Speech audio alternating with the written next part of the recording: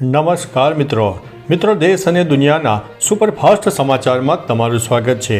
અમદાવાદથી સૌથી મોટા સમાચાર સામે આવ્યા છે। સુપ્રીમ કોર્ટની કેન્દ્રની નોટિસ, અમદાવાદ પ્લેન ક્રેશનો મામલો। અમદાવાદમાં થયેલા પ્લેન ક્રેશના મામલામાં સુપ્રીમ કોર્ટે પ્રાથમિક રિપોર્ટ લીક થવા બદલ ચિંતા વ્યક્ત કરી છે। કોર્ટે પાયલટને જવાબદાર ઠેરવવાના મીડિયા અહેવાલનો કમનસીબ ગણાવ્યા છે। સુપ્રીમ કોર્ટે સ્વતંત્ર તપાસની માગ કરતી અરજી પર કેન્દ્ર સરકારને નોટિસ પાઠવી છે। આ ઘટના બાદ મૃતકોના પરિવારોને વિમાન નિર્માતા કંપની બોઇંગ અને હનીવેલ સામે અમેરિકામાં કેસ દાખલ કર્યો છે। મિત્રો, અન્ય મહત્વના સમાચારની વાત કરીએ તો ઇન્ડિગોની ફ્લાઇટમાં ઉંદર 3 કલાક ડિલે થઈ। કાનપુરથી દિલ્હી જતી ઇન્ડિગોની ફ્લાઇટમાં ઉંદર દેખાતા મુસાફરોમાં ગભરાટ ફેલાયો। સલામતીના કારણોસર ફ્લાઇટનો ટેક ઓફ રદ કરીને તમામ મુસાફરોને વિમાનમાંથી ઉતારી દેવામાં આવ્યા હતા। એરલાઇનના ક્રૂ અને ગ્રાઉન્ડ સ્ટાફે 3 કલાકની મહેનત બાદ ઉંદરોને પકડી લીધા। આ ઘટના બાદ વિમાન સંપૂર્ણપણે સલામત જાહેર કરાયા। પછી જો ફ્લાઇટ 3 કલાક મોડી પહોંચી હતી, સાંજે 6 વાગ્યે અને 4 મિનિટે દિલ્હી માટે રવાના થઈ હતી। મિત્રો, અન્ય મહત્વના સમાચારની વાત કરીએ તો ડોનાલ્ડ ટ્રમ્પને 7 નોબેલ પુરસ્કાર જોઈએ છે। ડોનાલ્ડ ટ્રમ્પે દાવો કર્યો છે કે તેમણે 5 મહિનામાં 7 યુદ્ધો અટકાવ્યા, જેમાં ભારત પાકિસ્તાનનો સમાવેશ થાય છે। તેમણે દરેક યુદ્ધ માટે એમ કુલ 7 નોબેલ શાંતિ પુરસ્કારની માગ કરી છે। જો કે અમેરિકન અધિકારીઓ ટ્રમ્પના આ દાવાને પોકળ ગણાવે છે, કારણ કે રશિયા યુક્રેન અને ઇઝરાયલ હમાસ જેવા યુદ્ધો હજુ પણ ચાલુ છે। ટ્રમ્પનું કહેવું છે કે તેમને નોબેલ પુરસ્કાર ન મળવો એ અન્યાય છે। મિત્રો, અન્ય મહત્વના સમાચારની વાત કરીએ તો દિવાળી પર સુરતથી 1600 એક્સ્ટ્રા બસો દોડશે। દિવાળીના તહેવારને ધ્યાનમાં રાખીને સુરત એસટી વિભાગ દ્વારા 16 થી 19 ઓક્ટોબર દરમિયાન 1600થી વધુ વધારાની બસો દોડશે। આ બસો સૌરાષ્ટ્ર, ઉત્તર ગુજરાત, પંચમહાલ અને અન્ય વિસ્તારોમાં જઈ રહેલા મુસાફરોની સુવિધા માટે ચલાવવામાં આવશે। આખી બસનું ગ્રુપ બુકિંગ કરાવનાર માટે એસટીના આપના દ્વારે યોજના હેઠળ સોસાયટીથી જ વતન સુધી પહોંચાડવાની સુવિધા ઉપલબ્ધ રહેશે।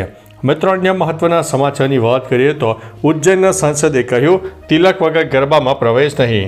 ઉજ્જૈનના સાંસદ અનિલ ફિરોજિયાએ જણાવ્યું છે કે નવરાત્રિના ગરબા પંડાલોમાં તિલક વગરના યુવાનોને પ્રવેશ મળશે નહીં। તેમણે ભારપૂર્વક કહ્યું છે કે ગરબા પંડાલોમાં અન્ય ધર્મના લોકોની કોઈ જરૂર નથી। લવ જેહાદની ઘટનાને રોકવા માટે યુવતીઓને તલવારો સાથે ગરબાની તાલીમ પણ આપવામાં આવી રહી છે। આ ઉપરાંત આધાર કાર્ડની તપાસ અને મોબાઈલ ચેટ હિસ્ટ્રી જોવાની પણ ભલામણ કરાઈ છે। મિત્રો, અન્ય મહત્વના સમાચારની વાત કરીએ તો આગામી 24 કલાક ભારે 6 જિલ્લામાં એલર્ટ। ગુજરાતમાં નવરાત્રિની શરૂઆત સાથે હવામાનમાં બદલાવ આવ્યો છે।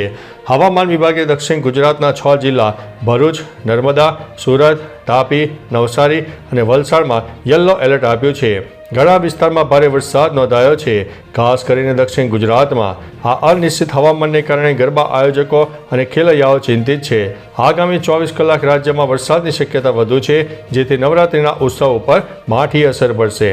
મિત્રો, અન્ય મહત્વના સમાચારની વાત કરીએ તો પાકિસ્તાનની હાર પછી અભિષેક અને ગિલની પોસ્ટ વાયરલ થઈ છે। એશિયા કપ 2025માં પાકિસ્તાને 6 વિકેટે હરાવ્યા બાદ ભારતીય ક્રિકેટર શુભમન ગિલ અને અભિષેક શર્માએ સોશિયલ મીડિયા પર પોસ્ટ શેર કરી છે, જે પાકિસ્તાની ચાહકોને મરચાં લગાવી શકે છે। અભિષેક શર્માએ લખ્યું છે કે તમે બોલો છો અને અમે જીતી જઈએ છીએ, જ્યારે શુભમન ગિલે રમત બોલે છે, શબ્દો નહીં, એમ કહીને પાકિસ્તાનને ટ્રોલ કર્યો। બંનેની આ શાનદાર પોસ્ટ સોશિયલ મીડિયા પર અત્યારે વાયરલ પણ થઈ રહી છે। મિત્રો, અન્ય મહત્વના સમાચારની વાત કરીએ તો ચીનની સીધી H-1B વિઝા સાથે ટક્કર। ટ્રમ્પના H-1B વિઝા પર $1 લાખ ભારે વાર્ષિક ફી લાદવાના પ્રસ્તાવ બાદ ચીની વિદેશી પ્રતિભાને આકર્ષવા મોટું પગલું ભર્યું છે। ચીનની સ્ટેટ કાઉન્સિલે જાહેરાત કરી છે કે US H-1B વિઝા જેવો નવો કે વિઝા 1 ઓક્ટોબરથી લાગુ થશે। તેનો હેતુ એશિયા અને ખાસ કરીને દક્ષિણ એશિયાના યુવાનોને આકર્ષવાનો છે, જેઓ વિજ્ઞાન, ટેકનોલોજી, એન્જિનિયરિંગ અને ગણિત ક્ષેત્રોમાં અભ્યાસ કરી રહ્યા છે અથવા તો કામ કરી રહ્યા છે।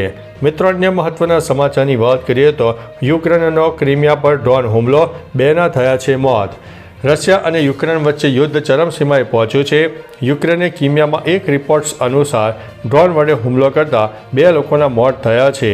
અને આ હુમલો એક રિસોર્ટ ઉપર થવામાં આવ્યો હતો અને 15 લોકો ઘાયલ થયા છે.